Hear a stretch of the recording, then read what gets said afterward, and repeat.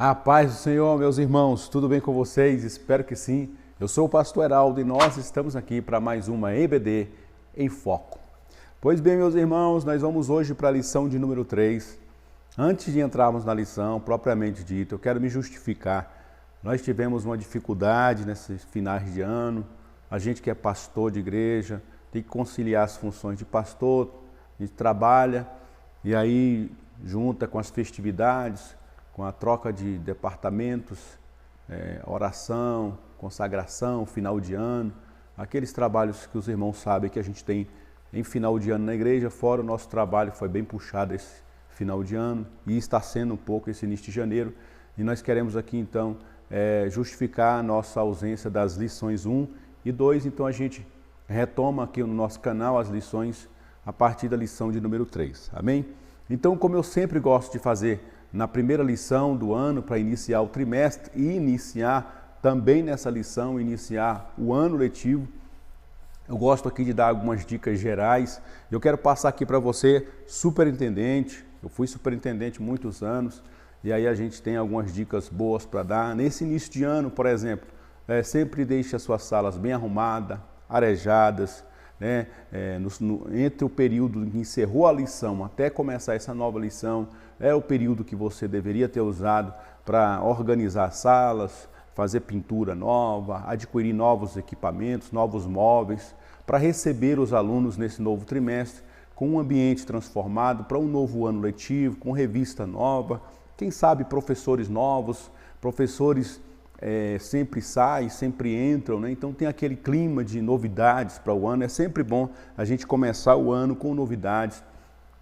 E aí, uma dica também para quem está trabalhando nessa lição sobre Marcos, incentive o seu aluno a ler o livro de Marcos nas primeiras lições, né? Dá para ler o Evangelho de Marcos em 1, 2 dias, no máximo 3. Então, na primeira semana, os alunos já deverão ter lido todo o Evangelho de Marcos para que eles possam usar a revista como subsídio, tá, queridos? Então, nós vamos para a lição de número 3. Nós temos aqui o tema particularidades do servo.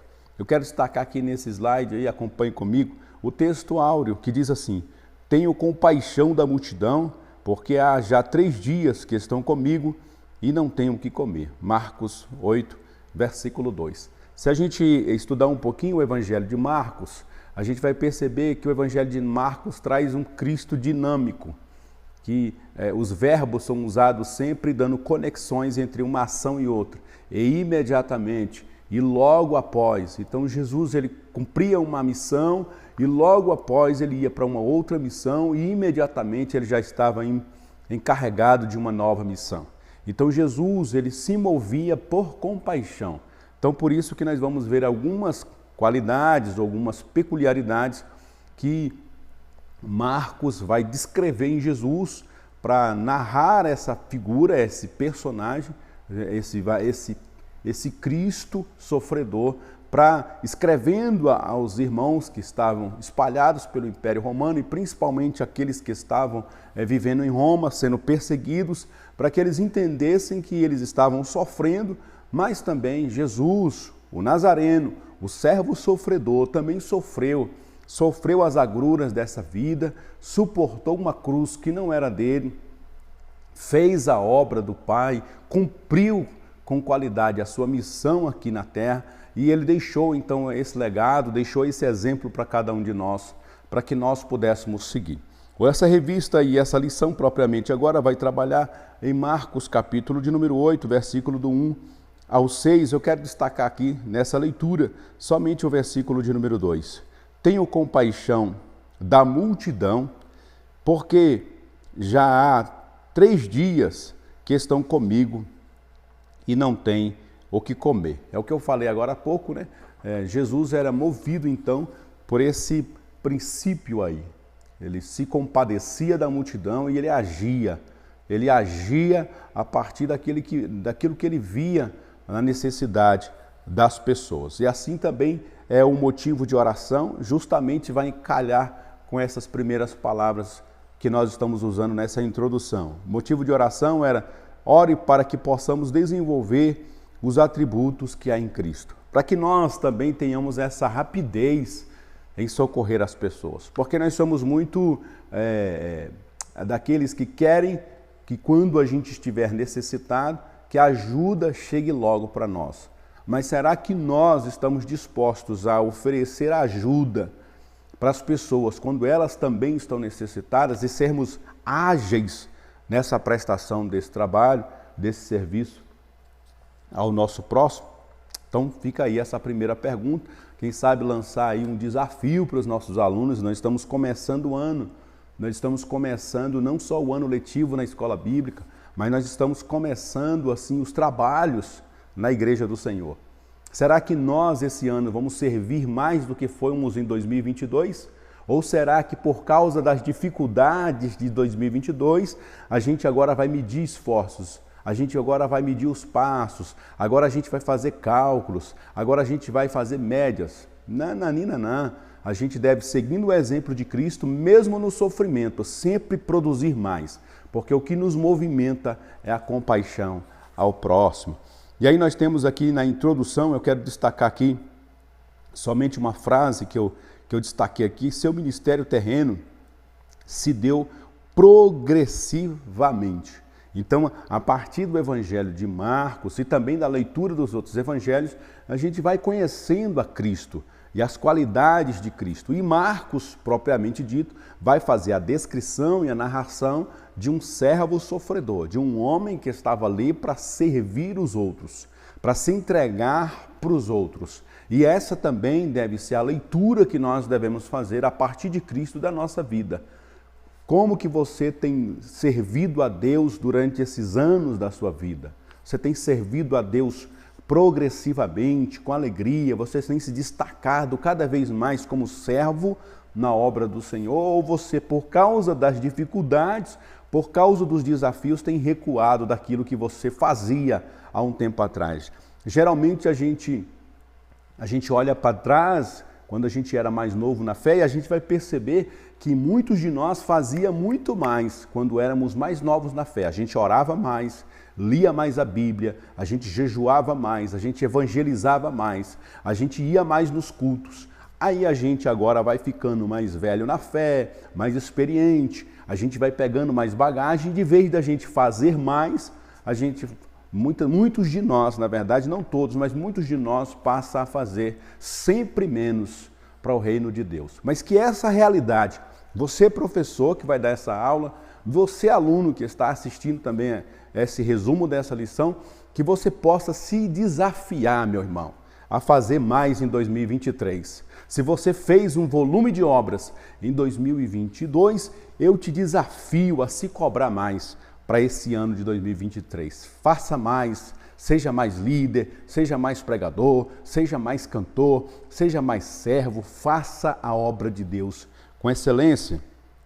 E nós vamos ver aqui o tópico de número 1, ele vai falar sobre a identidade do servo. Quais eram as características que classificavam Jesus, que a gente vai ser apresentado aqui no Evangelho de Marcos para a pessoa de Jesus. Ele vai dizer aqui no tópico, na introdução do tópico número 1, que nós nascemos em uma determinada região, numa determinada família, temos identidade, temos um laço familiar e essas coisas vão nos caracterizando.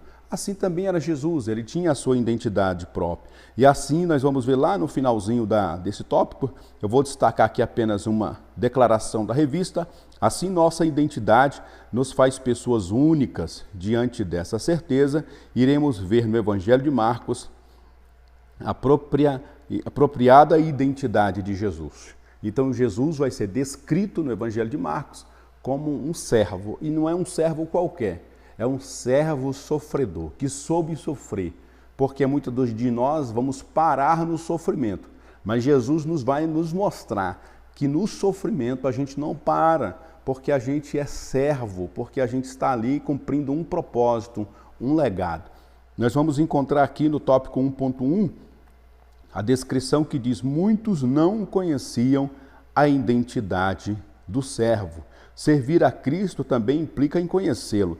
A despeito desse pensamento, a melhor forma de conhecer mais sobre ele é por meio do estudo das Santas Escrituras, em particular o Novo Testamento, que descreve a sua história e como ele morreu na cruz por nós. Então, muitos de nós, muitas das vezes pregamos, né, sobre Davi, conhecemos desde a escolinha dominical a vida de Noé, a vida de Adão, conhecemos os personagens da Bíblia. Muitos de nós somos apaixonados pela teologia de Paulo, muitos de nós queremos estudar os textos do Novo Testamento, queremos nos envolver com todas as histórias da Bíblia, mas eu te convido a ser apaixonado pelas histórias de Jesus, para conhecer Jesus a fundo, conhecer os evangelhos que relatam sobre Jesus, conhecer principalmente o Novo Testamento, que vai descrever a história de Jesus, que buscar conhecer Jesus no Antigo Testamento, porque todo o Antigo Testamento apontava para Jesus. Eu te convido a ler a Bíblia a partir de hoje. Convide o seu aluno também a fazer isso, a ler a Bíblia a partir de hoje, tentando encontrar Jesus nas Escrituras. Ele é o personagem principal das Escrituras e muitos de nós o desconhecemos. A gente entra em muitas igrejas evangélicas, não vou nem colocar as outras, vamos colocar as nossas igrejas evangélicas, e a gente entra e sai de um culto e não ouve a palavra Jesus. A gente não ouve hinos cantados a Jesus. Muitos dos nossos hinos são egocêntricos, trabalham muito as dores humanas, trabalham muito os problemas humanos, a gente canta muito para nós, a gente canta muito para as pessoas. E o culto público e o culto das igrejas deveria ser devoção a Jesus. As letras, a pregação, as danças, tudo o que acontece no culto deveria louvar o nome de Jesus. Nós temos também aí no tópico 1.2, o servo conhecido progressivamente, e todos se admiraram a ponto de perguntarem entre si, dizendo: que é isso? Que nova doutrina é essa? Mas quem é este que até mesmo o vento e o mar lhe obedecem? Eles estavam impressionados. Aqui no comentário do professor, também vale a pena você destacar essa parte do comentário. Eu quero apenas destacar aqui algumas perguntas que eles faziam, né? Ele é Elias? Será que ele é o Elias? Será que ele é um grande profeta? Será que ele não é o João Batista que ressuscitou dos mortos e voltou ao mundo dos vivos? Então eles se perguntavam quem é esse homem.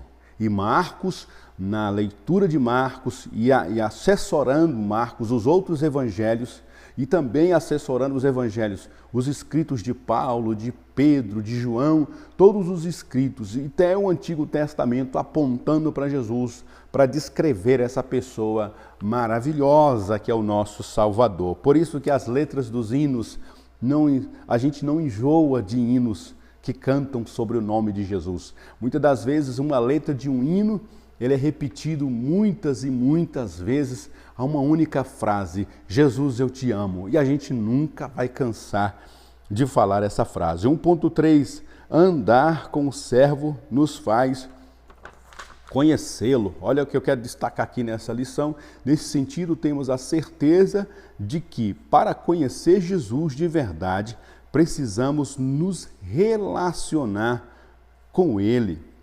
E aí nós vamos encontrar aqui uma parte em que ele pergunta para os próprios discípulos: e vocês, andando comigo? E vocês, que comem comigo, que deitam comigo, que estão vendo os milagres que eu faço, que estão me acompanhando? E vocês? O que vocês dizem que eu sou?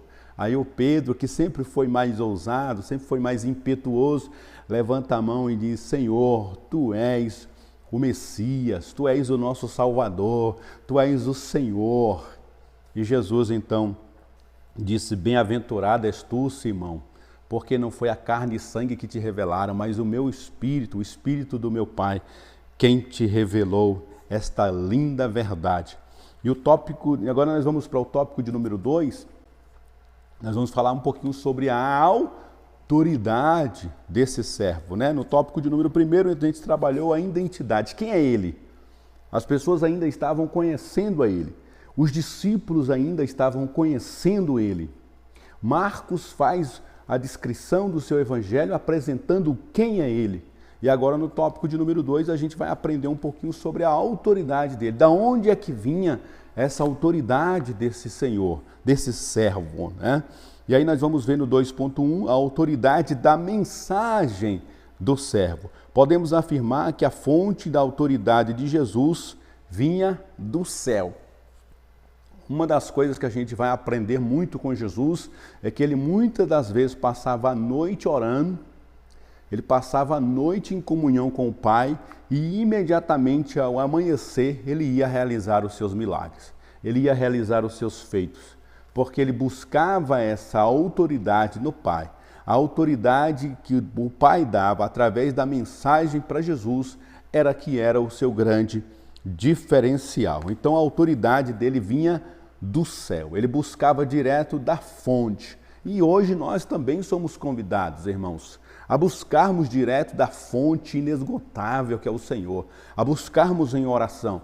Nós gostamos muito de termos aquelas pessoas de preferência nossa, né? Aquela irmã que ora, aquela profeta que ora, aquele pastor que ele é usado por Deus. A gente sempre tem essas pessoas que a gente gosta de contar para fazermos orações, para orar com a gente, para nos incentivar para ir para os montes e orarem pela gente, fazerem campanha por nós. Mas mais importante que isso é seguir o exemplo de Jesus. E vai você subir o monte, permanece uma noite em oração, permanece um propósito de oração e busque essa autoridade direto da fonte, que é o Pai do nosso Senhor e Salvador Jesus Cristo. Tópico 2.2, a autoridade do servo foi atestada por sua palavra. Vou ler um trecho aqui para basear dentro da revista. Pelo que se pode notar, a sua maneira de ensinar fazia com que ele apresentasse as verdades espirituais com autoridade, sufocando as tradições dos religiosos. As pessoas olhavam para os religiosos muito teóricos, falavam demais, muitas vezes falavam bonito, mas eles não viam a autoridade naquelas pessoas, porque eles falavam, mas não cumpriam o que estavam falando. Jesus era diferente. Eu até dei um exemplo na lição passada, quando eu estava dando essa lição lá na minha igreja, que Jesus era aquele que falava assim, ó, é assim que se levanta a revista. Aí ele levantava a revista. Então ele está ensinando como levantando a revista.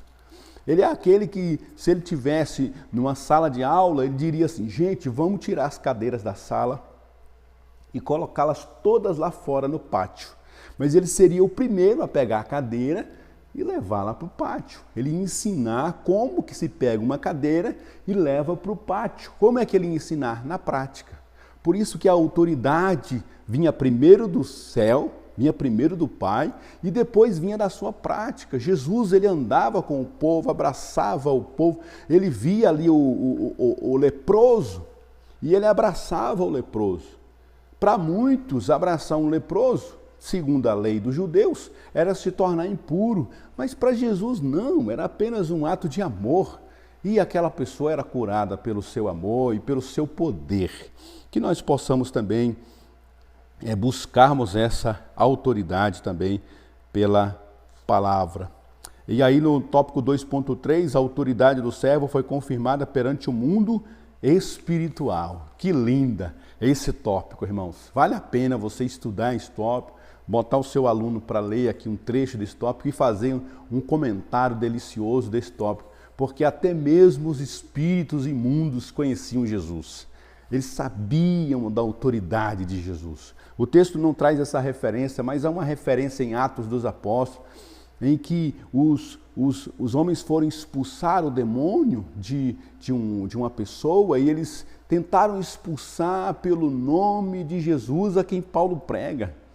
E aí os espíritos imundos que estavam o demônio que estava naqueles homens, disseram assim, olha, eu conheço Paulo, eu sei quem é Jesus, mas vocês, eu não conheço vocês, eu não sei de onde é que vocês são.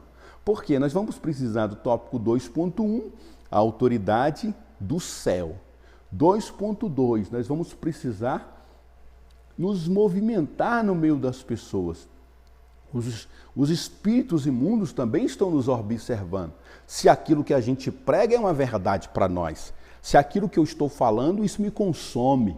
Isso me tira o sono, isso me faz orar, isso me faz jejuar. Aquilo que eu estou fazendo aqui na casa de Deus, aquilo que eu faço na obra de Deus, se isso me desgasta também, se eu me deixo gastar por essa obra, isso vai me dando autoridade. E quando nós chegamos diante de uma situação em que nós vamos defrontar com o espírito maligno, ele não terá outra saída a não ser sair e bater em retirada. Assim como foi com Jesus, também será conosco. Nós precisamos, em primeiro lugar, buscar essa autoridade do céu e, em segundo lugar, nos envolver com a obra de Deus, irmão.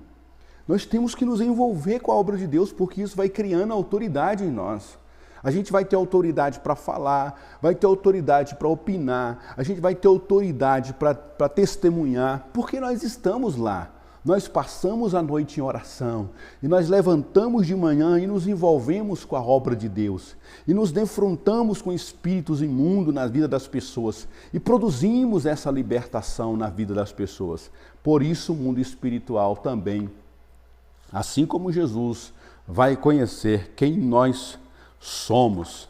Vamos agora para o tópico de número 3 e vamos falar agora sobre a compaixão do servo, que é aquilo que movimenta ele.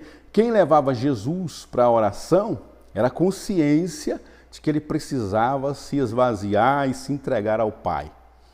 O apóstolo Paulo, escrevendo aos Filipenses, ele diz que Jesus se esvaziou de si mesmo. Ele sabia da sua condição de Deus, mas não usurpou, não usou essa função de ser igual a Deus.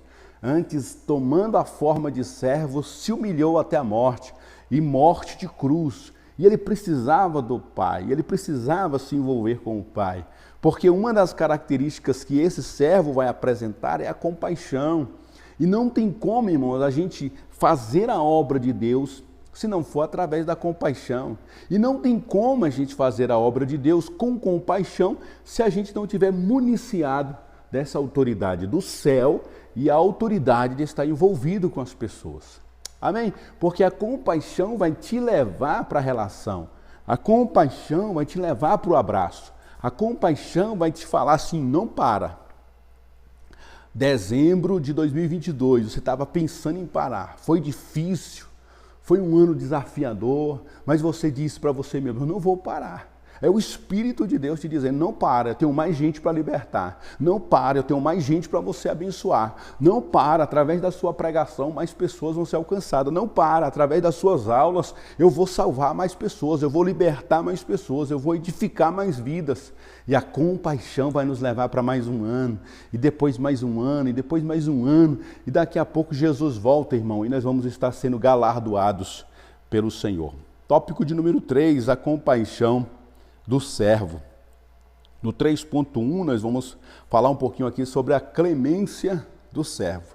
Quero ler só um pedacinho, um trecho aqui da lição que diz, entretanto, podemos verificar que Cristo veio ao mundo e demonstrou compaixão ao libertar os homens das garras de Satanás. Porque a lição vai nos dizer que o pecado entrou no mundo e os homens, por causa do pecado, estão sofrendo. Até hoje a gente sofre por causa das consequências do pecado. E a gente muitas das vezes é levado a dizer assim, ó, aquela pessoa está passando isso, ela merece. O fulano está preso, merece. O ciclano está doente, provavelmente merece. Aquela irmã está passando pelo que está passando porque ela merece. Irmão, olhe para cá. Se todos nós fôssemos receber o que a gente merece, nenhum de nós estaria nem vivo.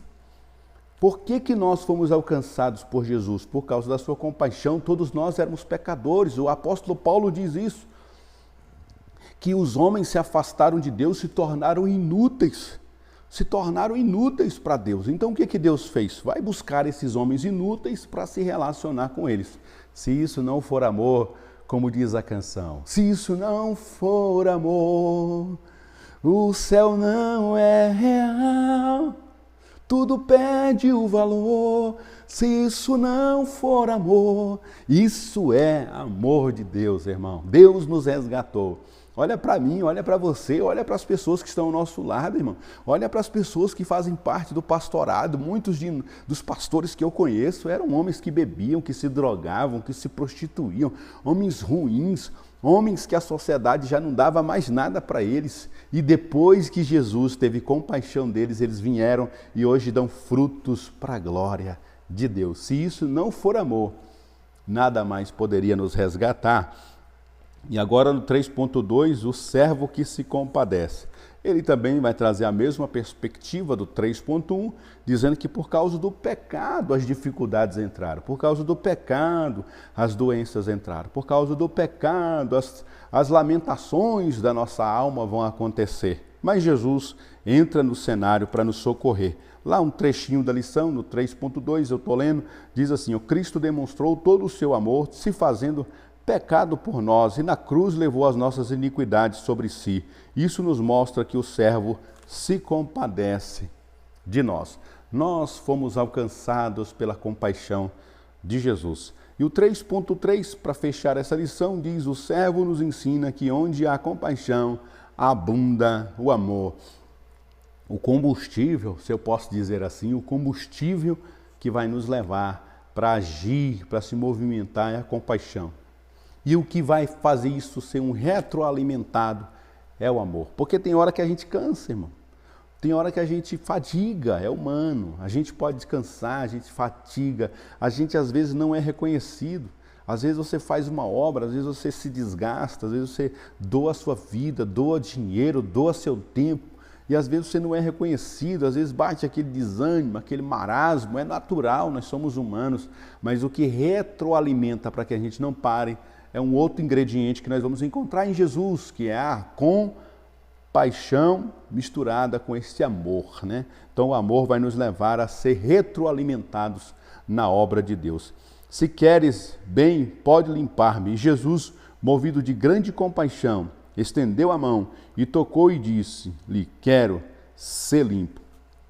E ali, através da compaixão, Jesus se aproxima daquele homem, o ama, o abraça, muda a vida daquele homem. Muito mais do que ser curado de uma doença, ser curado de uma lepra, é ser curado ou cuidado na questão do afastamento das pessoas. Porque o leproso, ele era afastado da sociedade, ele era distanciado das pessoas. Então, quando Jesus o chama, além de curá-lo, Jesus já logo dá um abraço nele, que é para trazê-lo de volta para esse aconchego que é a fé cristã, quem produz em nós, irmãos. Pessoas desprezíveis, pessoas desprezadas, hoje dão a paz do Senhor, hoje se amam, hoje se banqueteiam juntos, hoje a gente tem prazer em passar horas fazendo culto para Deus com os nossos irmãos. Isso é o amor de Deus que está abundando no nosso meio. E indo aqui já para a conclusão dessa lição, nós temos assim, e na caminhada e no relacionamento diário com o Senhor, que vamos conhecendo e crescendo no conhecimento acerca de Jesus Cristo. Está lá em 2 de Pedro, capítulo 3, versículo 18. Se a gente fosse medir hoje a nossa estatura, não em altura física, né? 1,70 m, 1,80 m, mas a nossa estatura em Cristo.